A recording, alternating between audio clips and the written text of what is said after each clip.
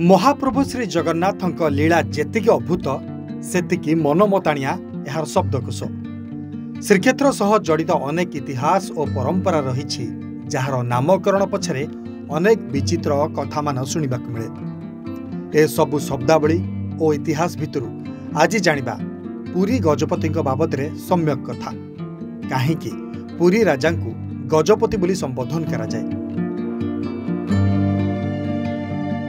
चलंतु जानिबा श्रीक्षेत्र आद्य सेवक गजपति महाराज को संपर्क में जे छेरा पहरा सेवा न कले रथ गड़े नहीं बड़दाण्डे। प्राय 1000 वर्ष पूर्वे श्रीहर्षों द्वारा रचित नैषद चरितरे पुरी गजपति विषय वर्णना करा जायछि। एथिरे से संस्कृत रे वर्णना करिसेंति जे पुरी राजा को गजपति काहेकि कहा जाए। राजा राजुड़ा अमल रे रथयात्रा रे सामिल हेउथिले हस्तबाहिनी बा हाथी। एही हाथी बा गजबाहिनी रंग थिला समस्तंक ठारु अलगा।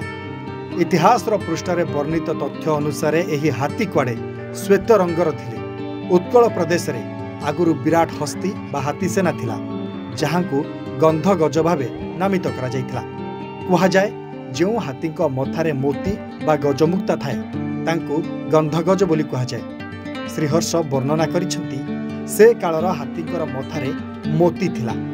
इतिहास बही रे एमिति भी वर्णित अछि जे जेतेबेले हाथी माने समुद्र को स्नान करिबाकु जाउथिले समुद्र जल रे सेमानकर रंग प्रस्फुटित हेउथिला।